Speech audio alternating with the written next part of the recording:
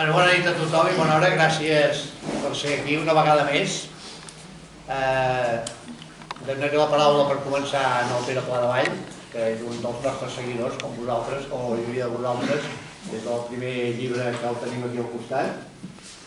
Després el Toni us explicarem una mica les novetats d'aquest llibre, respecte als altres que hem escrit també referent a oficis i a manera de viure al bosc. I per acabar, cedem la paraula al Xavier Cortadellas, que és l'editor gràcies al qual hem pogut tirar endavant aquest llibre i treure'l amb la qualitat i la bellesa que penso que hem aconseguit. Per tant, Pere, quan vulguis. Bé, moltíssimes gràcies. Jo no entraré en temari del llibre, com és evident, perquè ells ja saben molt el que toquen, diguéssim, i per tant crec que no em toca a mi. Però sí que jo volia, primer, agrair molt que hi hagi persones com vosaltres. Jo us vaig conèixer que hauria de tenir 17 anys, que treballàvem al bosc, que veníeu per allà al Parer, que es havia cremat els boscos l'any 82. Jo treballava amb el Jaume Verdell, amb el Matildo i amb tota la colla, i sé que vau venir, que em van dir que venien uns professors i que ens farien preguntes, i casualment tota l'estona veniu a preguntar a mi perquè us deien que parléssiu amb el secretari, i jo al·lucinava, però què estan dient aquesta gent que jo soc el secretari, no? I vaig comprendre una cosa molt simple, i és que la gent de bosc, la gent autèntica, la gent treballadora, no parla gaire, no està de gaires coses. Vull dir, passàvem el dia al bosc amb unes mirades, amb 4 crits perquè no et sents, perquè estàs molt lluny, es comuniquen. I és molt maco perquè passes allà des del matí que arribes i trenques el glaç quan és a l'hivern per fer foc, has de trencar el glaç, i dines allà, dormes allà una mica, al migdia 10 minuts, amb un fred que fa, i a l'estiu amb un sol que és terrible. Per tant, és una vida molt dura i molt sacrificada. Jo només hi vaig estar un any i mig, per tant, ni dura ni sacrificada, però sí una experiència que em va donar a entendre el que ha costat a les persones d'aquesta terra conquerir una mica el seu territori, poder-se escalfar, poder menjar gràcies al que et dona l'entorn. Això és una cosa que no hauríem de perdre mai. No hauríem de perdre mai, crec, de vista, i per això és tan important que persones com ells ho posin sobre la taula, ho escriguin. Tot allò que ens dona el nostre entorn, si ho perdem, no ens ho donarà ningú segurament. Per tant, no hem de perdre mai de vista que som fills de la terra i a la terra estem vivint i tard o d'hora, evidentment, hi tornarem. Per tant, jo us agraeixo molt que escolliu la serradora. Jo aquí amb el Jaume fèiem els troncs de l'alzina per repartir. Encara hi havia llavors restaurants que feien els tacos també per cuinar. Per tant, us imagineu que a aquella època els cuiners, a principis del segle XX inclús, els cuiners es morien dels budells cremats dels forns econòmics que anaven amb la llenya. Per tant, tot ha sigut molt complicat d'arribar aquí avui en dia, que podem estar aquí tranquil·lament escalfant-nos amb una estufa que ens sembla que és molt fàcil, amb una llum que engegues, i si no et va una bombilla ja estem estressats perquè passa amb la bombilla i sortim al carrer, i així no tenim immediatament allò que necessitem, que ens han acostumat a tenir, ens posem molt nerviosos. Crec que tot això és una lliçó per no perdre de vista que tot és molt difícil, que res ha estat regalat, que ha costat molt, i la cultura, que és la conseqüència de totes aquestes vivències i tota aquesta suor i tota aquesta gent que ha estat hores i hores de sol a sol, perquè és així, tant a l'hivern com a l'estiu, intentant que avui nosaltres puguem tenir aquest benestar, que evidentment hem de ser agraïts amb els nostres pares, amb els nostres avis i amb la gent de la cultura que ens ho expliqueu i que ens ho recordeu. És una gran feina. Jo de debò crec que és molt maco que estigueu aquí a Sant Feliu de Codines avui i que la cultura ens doni a tots el coneixement per ser millors i per comprendre què som i cap on hem d'anar amb tot això, i és més complicat, però també ajuda.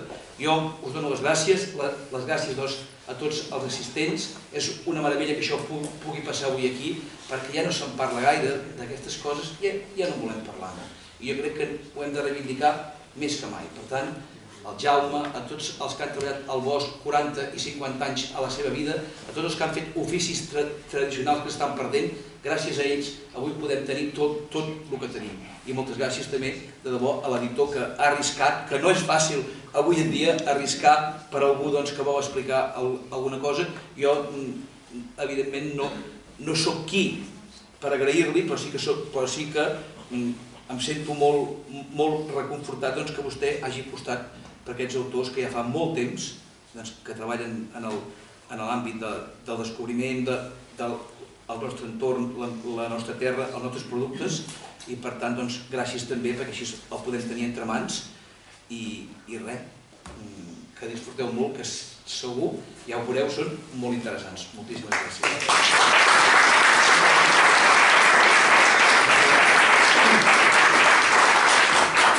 La primera fotografia és del dia aquell que explicava el Pere. Això va començar aquí. Sembla que estigui mirant el mòbil.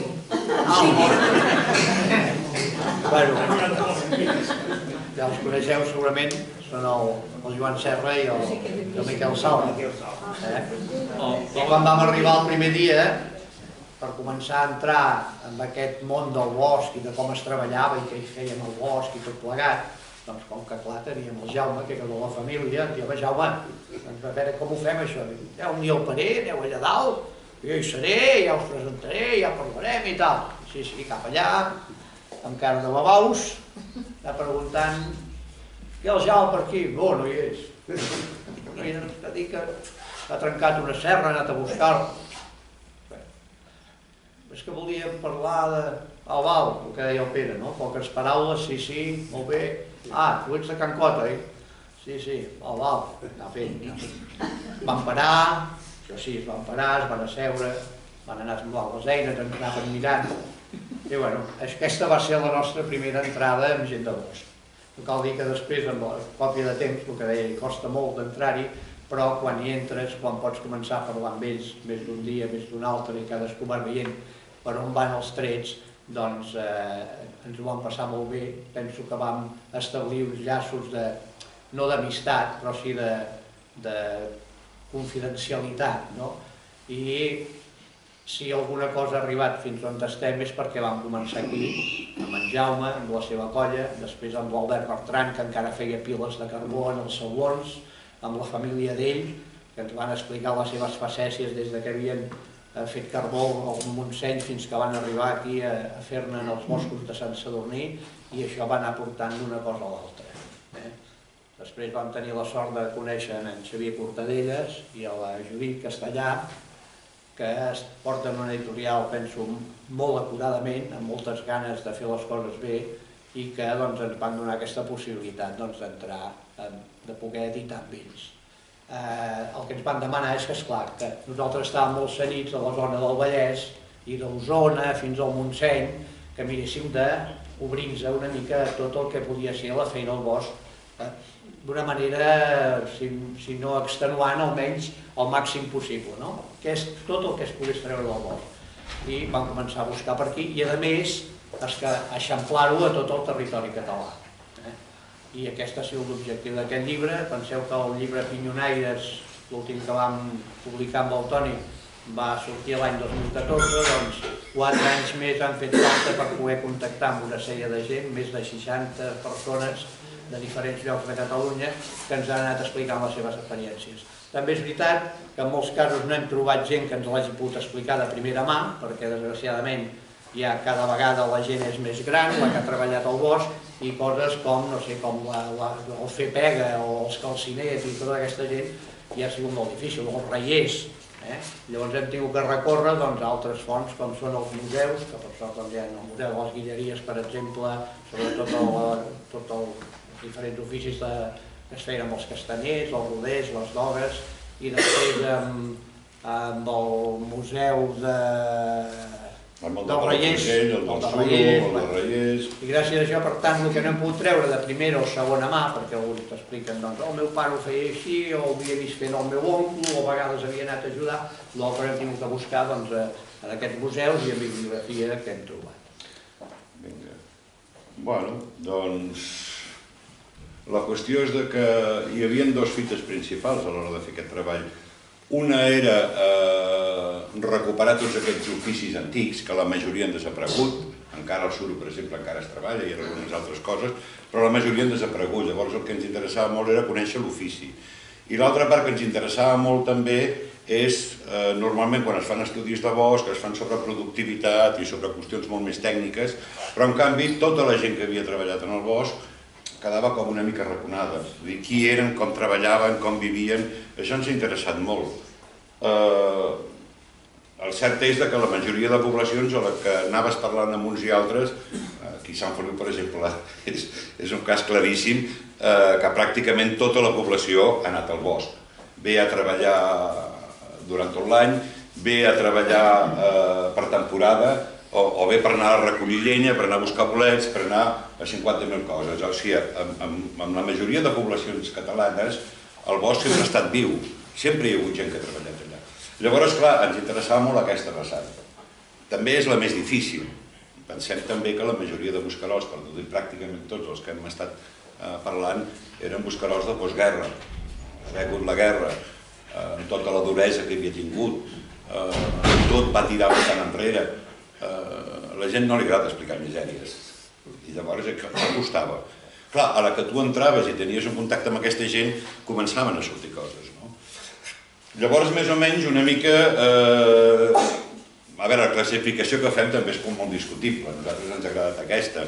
Normalment la gent de bosc, hi havia 3 tipus de persones de bosc, per dir-ho així, que treballaven. Bé perquè treballaven a prop i llavors marxaven al matí a primera hora per aprofitar els primers raigs de sol per la feina i tornaven al vespre. Bé perquè havien d'anar a treballar a una zona una mica més lluny, doncs marxaven tota la setmana, i llavors s'emportaven el fato per tota la setmana. Llavors també hi era un altre tipus, com dormien, on dormien, què menjaven i tal. Bé, la gent que per temporada llarga, que podia ser un parell de mesos, com per exemple els forers, o pagaires, o bé s'hi passaven pràcticament tot l'any amb el carbó, per exemple. Els Adell ho deien, nosaltres vivíem al bosc i anàvem a estiuejar a casa, això s'hi passava. Un mes i mig, no? Llavors, la jornada, home, la feina de bosc és molt dura. Llavors, normalment, arribaven, ensenyant foc, normalment, clar, sobretot a l'hivern, pràcticament de nit, i a la que tenien una mica de llum ja començaven a treballar. I no plegaven fins que pràcticament no s'hi veien. Normalment paraven cada 5 quarts, 1 hora i mitja, per reposar, menjaven una mica, esmolaven les eines, com la fotografia i feien el dinar, feien l'esmorzar, feien el... bueno, per anar a l'hivern no. I llavors cada 5 quarts paraven. Què menjaven? Home, si anaven d'un dia normalment s'ho portaven de casa, s'ho acabaven de cuinar allà. Llavors en el llibre expliquem, per exemple, els que marxaven a setmana, hi havia la Ferrareta d'aquí a Sant Feliu que ens explicava que ella li preparava el menjar al seu pare, tot el que s'emportava era serra vigaire, i ens deia, portava això, per tota la setmana. I, llavors, lògicament, hi havia sempre el moment de reposar una mica. Aquesta fotografia ens va agradar molt. Aquí tenim una altra fotografia que, lògicament, el menjar el feien allà mateix al bosc, es portaven l'olla, es portaven la cassola. N'hi havia un que deia que l'única eina que no pot fallar mai és la paella. En podem parlar, no? I bé,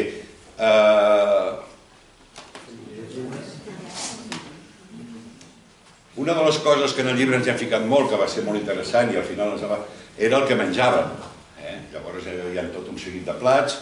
Em fa gràcia perquè n'hi havia un Sant Hilari que ens ho deia, diu, mira, allà al bosc menjaven poc i malament. A partir d'aquí t'explico el que vulguis.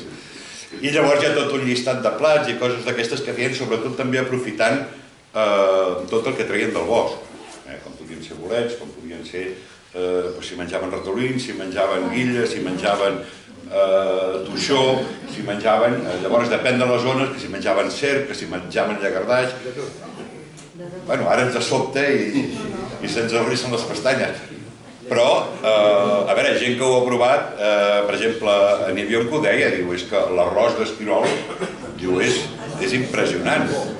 O un altre que ens explicava, diu, un dia la mare per la festa major va fer una cassola de toixó i una cassola d'oca, diu, el toixó no va quedar ni la pols, i en canvi l'oca em va sobrar la meitat. Vull dir que, clar, a vegades és allò que ens diuen, ostres, això menjàvem, doncs sí, no té per què ser dolent. Imagineu-vos un esquirol amb el gust aquell de Avellaneta.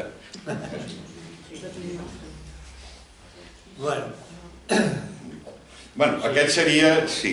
I després aquí hem posat la fotografia anterior són els Adell.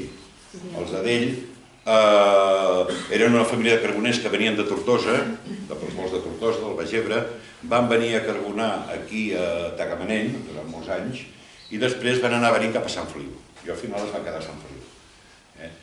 Els carboners, per exemple, com la majoria de colles, només anaven a treballar els homes. En canvi, per exemple, tot el que eren tortosins venien amb la família. Llavors venien els pares, les mares, per exemple, els Adells, els seus fills, havien parlat molt amb els seus fills les feines que feien. Una de les coses que ens deien és quan nosaltres arribàvem d'estudi, el pare ens deia carregueu la llenya i porteu-la a la plaça.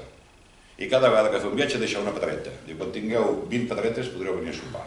Vull dir que hi havia tota una feina que feien. La majoria de buscarols pràcticament sí que eren homes, però ens trobem amb els pagaters o amb els carboners que podien trobar colles que eren família. I quan es trobaven també, eren colles d'homes, igualment s'havien de construir la barraca si anaven per una setmana o per una temporada llarga. Vull dir que els carboners, en coneixem molt les barraques de carboner, però que moltes vegades potser aquelles no són de carboners sinó que eren de pagaters o potser de talladors que havien anat a fer una temporada, doncs què sé jo, a la zona del Prepirineu i que per tant no tenien cap masia propera perquè si tenien una masia a prop acostumaven a anar a dormir a la pallissa i es construïen ells la seva barraca de la manera que podien. Parlant d'això de les feines dels nanos, o del que feien els nanos quan arribaven aquí, doncs també hauríem de parlar de les dones, ara que vull dir que és la importància que s'ha de donar a la dona en tot el món laboral, pensem que totes aquestes persones que anaven, per exemple, principalment els tortosins, que venien amb tota la família, i els pagaters, que eren els que anaven a fer pega, i les dones al mateix temps aprofitaven per fer l'oli de Ginebra, doncs vivien durant temporades molt llargues al bosc, i de la barraca en feien la seva llar. La feina de la canalla també era molt important. No era només, moltes vegades aquí ja es feien al cap, anar a portar el cistell del dinar a la vinya, doncs segur que més d'algun de vosaltres ho havia fet. Però ens explicava un de Sant Hilari, un buscarol de tota la vida, el Salvador Gispert, que diu, jo vaig començar a anar, a treballar al bosc als 12 anys. Diu, què és el que feia? Diu, els primers dies, diu, hòstia que s'escapava, hòstia que em queia. Quan tot ho feia malament, tot pesat. Després diu, tenia la feina, el primer que feia era anar a buscar l'aigua. O sigui, el canti d'aigua havia d'estar sempre ple. La segona cosa, posar l'olla al foc i mirar que el foc estigués sempre cremant. I quan era l'hora, tirar l'arròs als fideus i el tall de cadascú. Perquè no sé si ho sabeu, però sovint les colles ben avingudes el que feien era compartir el menjar. O sigui, l'olla la feien conjuntament, l'aigua amb l'arròs i fideus, i posaven cadascú el que portava de tall, un tros de cansalada, un os de pernil, el que fos, ho feien bullir allà i així agafava més sabor. Després repartien l'arròs i fideus i cadascú agafava el seu tall, això sí. Una altra feina que tenia era la d'anar a omplir les botes. Es veu que una vegada que... Com van anar allò? Bueno, és que n'hi ha dues, n'hi ha una que m'ha fet molt gràcia perquè diu, estava jo allà amb 13 anys i vaig treure un tros de costella que m'havia fet la mare i el capatàs em diu, què em vols d'això? Diu, jo res. Diu, me l'agafi i se me la menja. Passa que després ell va seguir pensant i va dir, ja aniré aprenent d'això, ja m'ho pagaràs això. I un dia diu, ets nano, vés allà a la barraca i omple les botes de vi i porta-les. Quan vam arribar... Porta les botes que ja estaven plenes, porta les botes que veurem. I va agafar la bota de tots i la d'ell la va abocar tota i la va tapar i li va dir, aquí el tens la bota. M'has dit que portés la bota, el vi no. Vull dir que ja se n'aprenia ràpid ja d'això. Aquesta mare té 80 i pico d'anys i encara mena un bosc de per allà a Sant Hilari. Havia sigut campió d'Espanya durant molts anys. Era campió d'Espanya de tallar destral. A més ho deia, diu, els bascos amb aquella destral, diu, hosti, fotien via perquè, clar, amb aquella destral pica més fort Diu, però clar, s'emporten mig arbre. Diu, però amb la catalana, diu, clar, per cada cop que feien ells en feia 3. I a més aprofitaves molt més el tronc. La catalana, com que entra molt més, no necessita tanta obertura tan tantària. I sí, havia quedat moltes vegades Campió d'Espanya. Bueno, una de les coses que ens hem trobat també, quan hem començat a ampliar, clar, el treballar aquí a la zona del Vallès, sobretot, bé, qui més tothom treballa de la mateixa manera. I el vocabulari, a veure, d'aquí a Caldes tampoc hi ha tanta diferència, a veure si ens entenem. Però marxant a altres llocs ens hem trobat amb bastantes discussions. Fins i tot amb en Xavier, que coneix aquest tema, i ell és de Girona, amb algunes paraules hem tingut una mica de discussió. Oh, és que aquí es diu així, oh, és que aquí es diu així, coses. I aquí una mica és divertit, com a exemple, aquí a la dreta teniu l'Àngel, que era de la colla del Jaume, com feia un feix, que aquí en diu un costal. I feien servir la corda d'espart i a més una estrenyidora, vull dir, senzillament una corda valenta, un passador, i així es podien fer força. I després lligaven. En canvi, per exemple, a Osona, en Pere Cantal, que aquest encara corre, deu tenir 80 bastants anys, doncs aquest, a més, era un home que ell ho deia, jo recordo ara, l'any passat, sense anar més lluny, 80 tants anys, va fer 8 feixos per una exposició que feien. I ell m'anava explicant, si tu no vols treballar, tu agafa una eina i et passeges pel taller, amb l'eina a la mà. Tothom es pensarà que vas treballar, però ell no m'anava a treballar. I el sistema seu era diferent, ja veieu, ell per apretar-li el feix i posava un sac i s'hi seia a sobre, i feia força. I llavors, per lligar, en lloc de fer servir cordill, feia servir ginestell, que normalment allà n'hi ha molt cap allà al Montseny, i agafaven uns feixos de ginestell, els tenien allà una mica humits, i lligaven, és com la ginesta, i una mica més curta, en lligaven 2, i diu, això va molt bé, perquè la corda, com que la llenya s'asseca i es contrau, diu, clar, però el ginestell al mateix temps també s'asseca, i llavors et queda el feix ben fet, no cal que el retoquis. I aquesta és una de les coses que ens hem trobat a l'anar mirant diferents llocs que hem voltat, doncs les petites diferències de vocabulari o de manera de fer, que també és molt interessant. El que sap greu és que tampoc hem pogut votar tot Catalunya. Però bé. Ja no podreu fer. Sí o no, vull dir, ja... Una de les feines que no havíem treballat ni coneixíem era la del suro. Actualment encara s'extreu suro. Vull dir que vam poder conèixer a partir del Xavier i de la Judita l'Eloi Montbrià, que és un suraire de la zona de Caçà de la Selva, oi? Sí, és de per allà.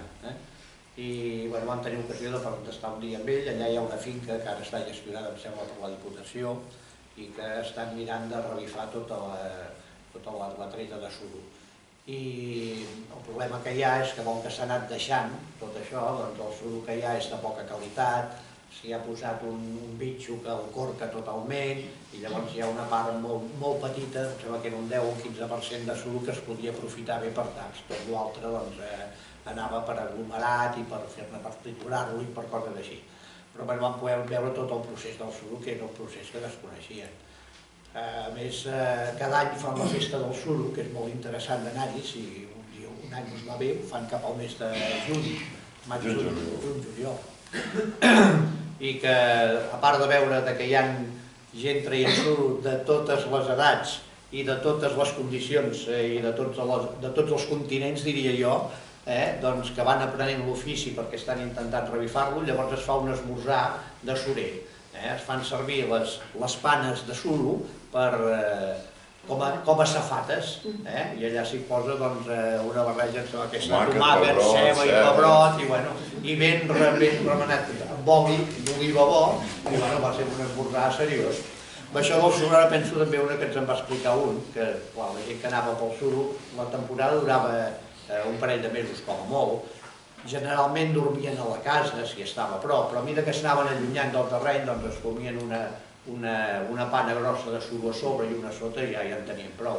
I es veu que una vegada que plovia, eren 5 suraires que estaven traient suro, i es van posar a dormir, i va començar a ploure, bueno, no serà res, però avui plovia molt, m'acaba un dia amb el suro i tot.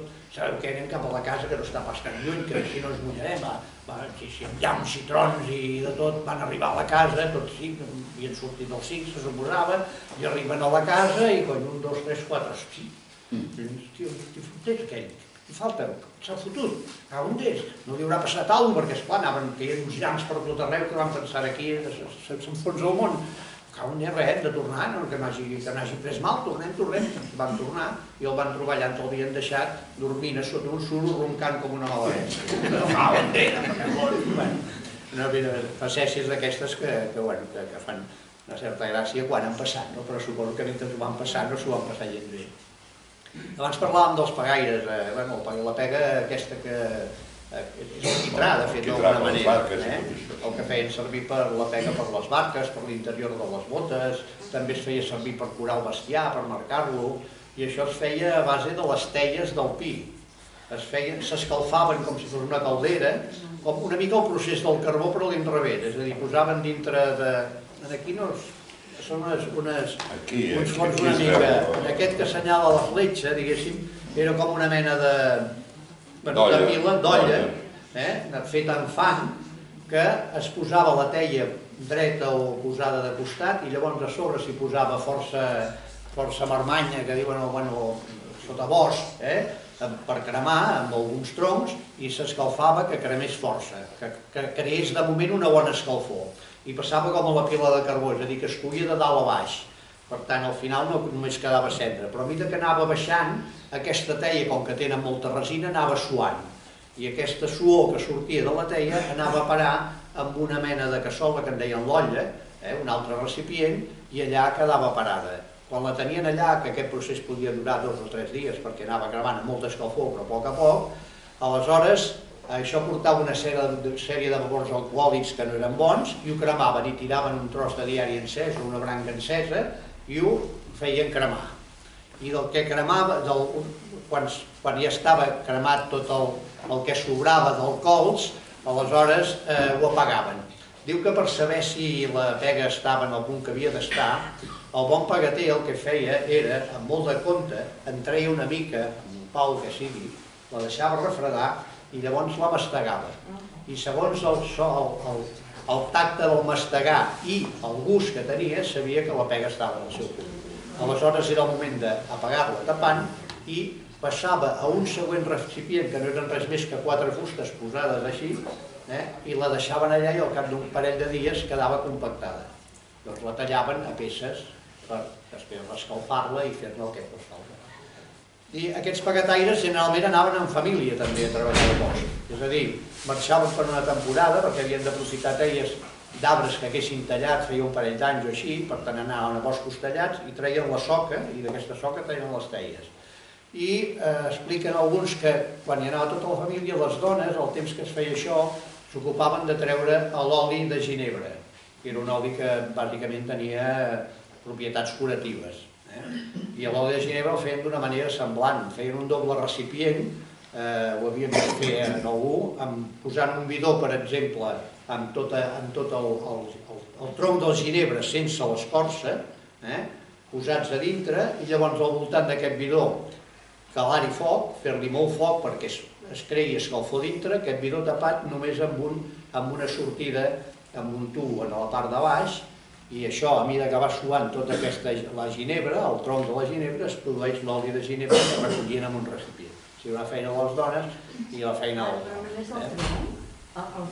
El suor del tronc. No. El fruit es feia servir per fer la ginebra de drink, però el tronc era el que era.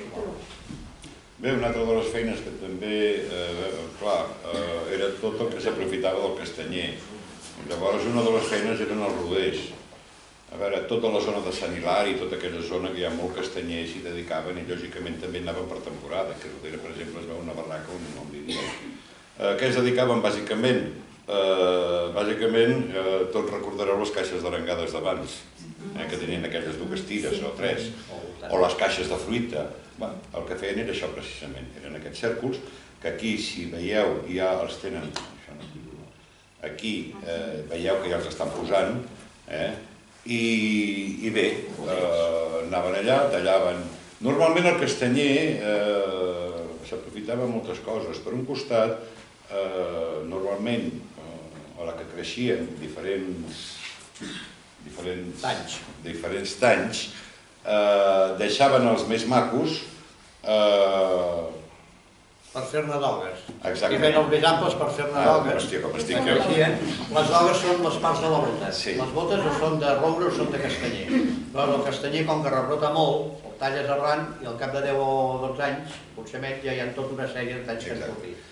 Llavors, els més macos els deixaven per dogues i els altres els tallaven per fer els cèrcols aquests. Una de les coses importants dels roders és el seu sindicat. És el primer sindicat buscarol que s'ha fet a Espanya. Imagineu-vos la importància que tenia en aquella època totes aquelles zones d'allà. Sobre això, per exemple, s'explicaven que per la zona de Sant Hilari Sacalm, durant les èpoques bones d'això, que eren a principis del segle XX i finals del XIX, a veure, hi havia 300 o 400 persones treballant amb aquesta feina. I aquest sindicat era tan potent que va haver un moment que a França, per clar, han d'agafar el tany, tallar-lo per la meitat, el posaven a sobre d'unes fustes als seus estris, i llavors polir-lo i deixar-lo punt. Llavors el deixaven a terra amb uns pals que posaven fent la rodona i l'aguantaven així perquè agafés la forma en anar-se assecant. Doncs es veu que a França van treure una màquina perquè ho feia això molt més ràpid. I per evitar que els hi prengués feina, van pagar un tant perquè les màquines no arribessin aquí. Que era un sindicat molt potent. El sindicat actualment el podeu veure a l'edifici, que és on hi ha ara actualment el Museu de les Guilleries, a Sant Hilari Sacalm. I allà, una de les informants va ser la directora del museu, que té totes les eines i tots els estris allà molt ben posats, tot el muntatge ben posat. L'altra qüestió que es treien dels castanyers eren les dogues. Llavors els doguers també eren un altre tipus de gent que anava a bosc, passava una temporada a bosc i tallava, però a més ja elaborava. Les dogues bàsicament es feien servir per les botes de vi. Penseu, per exemple, aquests van tenir molta feina, sobretot al segle XVII i XVIII, amb l'exportació d'aiguardent cap a Amèrica. Per què havien de ser de castanyer? Home, perquè amb el vaixell la fusta aguanta bé, en canvi d'altres materials no. I llavors, a més, els envasos no eren retornables, o sigui, que portaven allà quedaven. Llavors aquests el que feien és això, tallar les terxes aquestes més maques i preparar-ho perquè algú té després a casa seva que ves la feina. I els dels clopers, és una altra feina que també és interessant perquè ells normalment agafaven pi rajolet, normalment, podien agafar-ne d'altres, llavors el pibord, i llavors ells el que feien era anar allà, suposo que es devia trobar menjar, i dir, escolta, tu t'agafo aquest pi, n'agafaven 2 o 3, i llavors els tallaven. Moltes vegades, per exemple, a Taradell hi havia els 2 o 3 esclopers, tenien la caseta al costat del bosc, tenien la vinya, i llavors anaven allà i treballaven en el bosc. O sigui que hi havia un seguit de feines que s'elaboraven tota una part en el bosc i després s'acabaven en l'obrador. Bé, en Jordi Coll, que es va morir ara fa molt poc, diuen que és l'últim escloper de Catalunya. I, una cosa, perquè també ho aprofitarem per dir. Hi ha una cosa que ens va explicar, tu m'ho vas explicar, que durant la Primera Guerra Mundial, França comprava molts esclops, aquí a Catalunya, no me'n recordo el poble, a Monells, precisament pels soldats, per les trinxeres, per tot l'aiguat que hi havia allà i tot el fang que hi havia, clar, què millor que uns esclops, no? I es veu que de Monells, durant la Primera Guerra Mundial, va exportar moltíssims esclops. Per això la van guanyar els francesos. Els esclops de Monells. Una mica parlant d'aquestes feines perquè una mica hem dividit per classificar-les d'alguna manera, per entendre'ns nosaltres, vam buscar una mica les feines que totes les feines feien al bosc, és a dir, l'elaboració del producte, del bosc sortia ja el producte acabat, com podria ser el gas de la pega o el carbó, altres que del bosc es feia una part d'aquesta elaboració, com podria ser el cas dels esclops, I un altre seria la recol·lecció, el fet d'anar a buscar bolets o anar a buscar ginebra o el que sigui, els fruits del bosc. I per últim hem donat també una part important en el llibre de tot el que és el transport per terra i per riu. Els reiers han desaparegut, encara hi ha qui fan baixades en rais i nosaltres, per informar-nos d'això, vam anar a Coll de Nargó, que hi ha un museu del Reier, també n'hi ha un altre a Pont de Suert, a la Pobla de Segur, i a Coll de Nargó vam parlar amb una persona que encara baixa ell amb el rai una vegada a l'any perquè el seu oncle o el seu padrí hi havia baixat, el seu padrí, el seu avi, per tant es quedava molt lluny, però ja és el que dèiem que ens hem trobat a vegades que la informació és molt difícil de rebre-la de primera mà. En aquest cas també ens ha anat molt bé, en el cas del Reier, uns estudis del Safarí. Doncs Safarí Rocafort del centre excursionista, a principis del segle ell això ho va viure. I ho va explicar molt bé, va sortir en un article del Centre Excursionista de Catalunya. Després em fa l'efecte que s'ha editat un llibre... Sí, ja. Bueno, llavors una mica dels reiers i també el transport amb carro i amb matxos i la treta de la llenya del bosc, que primer es feia tot a base de carro i quan van haver-hi els primers camions, els buscarols deien no entraràs enlloc amb aquest camió, vols anar amb aquest camió, amb el bosc, que t'has cregut tu? I ens explicava un de per allà d'Alls de Sanaüja, de Torà, diu, coi, amb aquell camió es fotia tot arreu, em semblava que tenia un camió no gaire gran, però que entrava com si fos un jeep, no? I doncs ens hem dedicat una mica a aquesta part, penso que és molt interessant. I, en principi, això serien una mica les novetats o una pinzellada del que és aquest... Hi ha un detall. A veure, el que dèiem, vull dir, cada vegada més... Clar, nosaltres vam tenir la sort que als anys 80 encara vam trobar molts buscarols que podien parlar directament, gent que havia treballat, vull dir, ara penso en molts d'ells que havia treballat 40 anys al bosc. Ara ens ha costat molt. Jo recordo, per exemple, vam anar a veure a Vilada amb en Vicenç Massana. Va ser molt divertit perquè ens va dir, jo al matí treballo. Millor que vingui a la tarda. I al final ens va dir, si voleu venir al matí, veniu al matí. I vam anar i va dir, sí, on t'estaré? Estic al bosc amb la ramada. 80 bastants anys, I, sí, va ser meravellós, ens va estar explicant, ell havia estat durant 40 anys arrossegant dels boscos del Solsona desemboscant llenya. Tenia 7 o 8 matxos i treballava fort, tenia gent que treballava. I al cap de poc, recordo que el Josep el va trucar, amb el que ens havia connectat, i diu, com està en Vicenç? Diu, hosti, he tingut un atac de cor. I com està? Diu, emprenyat. Diu, perquè no em deixen anar amb moto. Anava amb motoreta fins al corral. Sí, ell s'ho tenia muntat. Al matí portava la ramada i a la tarda diu, me'n vaig a veure les velles i fem tota la xerrada i tal. Però el problema és aquest. Que cada vegada és més difícil trobar aquestes coses de segona mà i ens fa il·lusió que pugui quedar almenys escrit perquè qui vulgui se'n pugui enterar. Una mica també això potser no parlarà que és el Xavier de la idea d'aquesta de l'edició i del per què. I també hem triat en aquest cas, al llibre veureu que no hi ha fotografies, sinó que hi ha dibuixos. Hi ha uns dibuixos molt bonics, a més que criden molt l'atenció, penso jo, ens ha agradat molt. Hi ha tot un procés amb els dibuixos, que hem pogut parlar amb la persona que ho dibuixava, anar corregint detalls i tal. Però es diu Judit Roma i està casada amb un guardabosc. Vull dir que... No, amb un agent rural. Amb un agent rural.